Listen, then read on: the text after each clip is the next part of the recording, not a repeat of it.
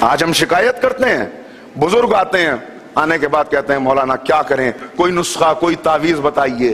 لڑکا ہاتھ سے نکل گیا، اب وہ کہتا ہے کہ میں اپنی مرضی سے سب کچھ کروں گا، ہماری نسلیں خراب ہو جائیں گی، ہمارا مذہب ختم ہو جائے گا، ہم کیا کریں بتائیے۔ میں ایک سوال کرتا ہوں بھائی، اتنا بتائیے، جب اس نے شعور کی آنکھیں کھولی تھیں تب آپ نے کتنی توجہ اس کے اوپر دی تھی؟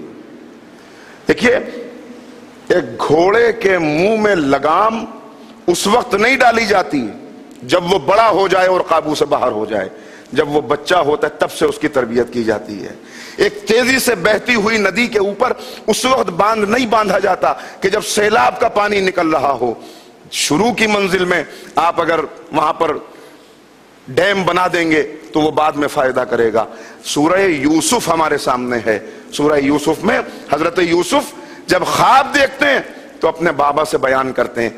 یہ پہلا درس ہے سورہ یوسف کا کہ باپ بیٹے کی خوبصورت ریلیشن شپ ہے کہ جسے یہ بیان کر رہا ہے، یعنی اتنا زیادہ دونوں کے اندر افیکشن اور لو ہو، لائلٹی دونوں طرف سے ہوتی ہے کہ وہ اپنی ہر بات آپ سے شیئر کرنے کی جرات کر سکے۔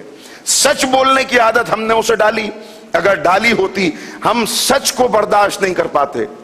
اس نے کہا، ایک مرتبہ آ کے اس نے کہا کہ میں نے شیشہ توڑ دیا، تو اب ایسا رد عمل ظاہر ہوتا ہے، ایسا غصہ آتا ہے کہ اس کے بعد اس نے ایک مرتبہ سچ بولا، اب دوبارہ سچ نہیں بولے گا، شیشہ ٹوٹ جائے گا، کھڑکی ٹوٹ جائے گی تو وہ آ کے کہے گا پڑوسی کے بچے نے توڑ دیا۔ کیوں؟ اس لیے کہ ہم نے اس کے سچ کو برداشت نہیں کیا۔ اگر پہلے دن جب اس نے سچ آ کے بولا تھا ہم نے اسے گلے سے لگا کے کہا ہوتا میرے لال تمہارے چوٹ تو نہیں لگی، اس کی کیا اوقات، پھر آ جائے گا، دوسرا آ جائے گا۔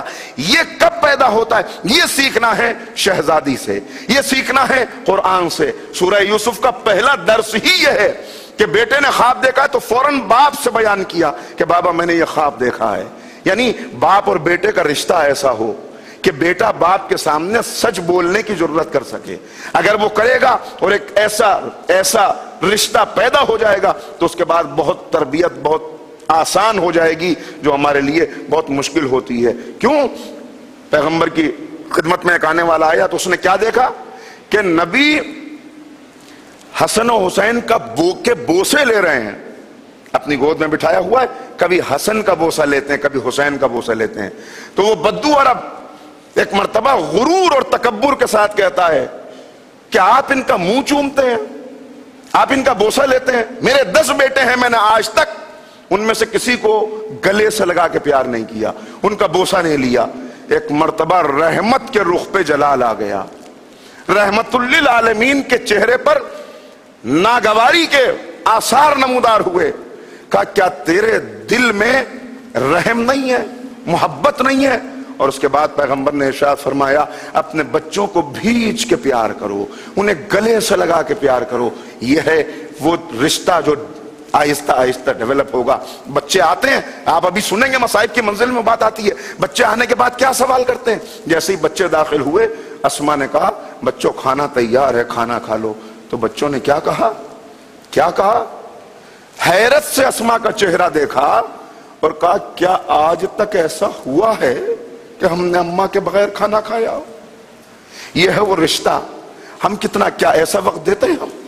ہمارے سامنے جو معاشرہ ہے اس معاشرے میں میں نے رپورٹ دیکھی ٹائم میگزین کی جس نے یہ بیان کیا کہ ہر سال 300 بچے کم سے کم ایسے ہوتے ہیں کہ جو اپنے ماں یا باپ میں سے کسی ایک کا قتل کر دیتے ہیں یا ان کے اوپر قاتلانہ حملہ کرتے ہیں۔ ہر سال 300 بچے جو کرائم کا ریکارڈ ہے ان کے پاس اس میں، اور اس کے بعد خود ہی انہوں نے بیان کیا کہ اس کا سبب کیا ہے؟ اس کا سبب وہی ہے کہ جتنا دیں گے اتنا ملے گا۔ آن این ایوریج اس سوسائٹی میں جس کے پیچھے ہم دیوانے ہوئے جا رہے ہیں اور دیوانہ وار ہم بڑھتے چلے جا رہے ہیں اور سمجھ رہے ہیں کہ بس وہی کامیابی ہے، اس کے اندر آن این ایوریج ایک باپ اپنے بیٹے کو ایک ہفتے میں 27 سے 30 سیکنڈ کا وقت دیتا ہے، آن این ایوریج۔ جب اتنا وقت، اس کے بعد کیا امید لگائی جا سکتی ہے؟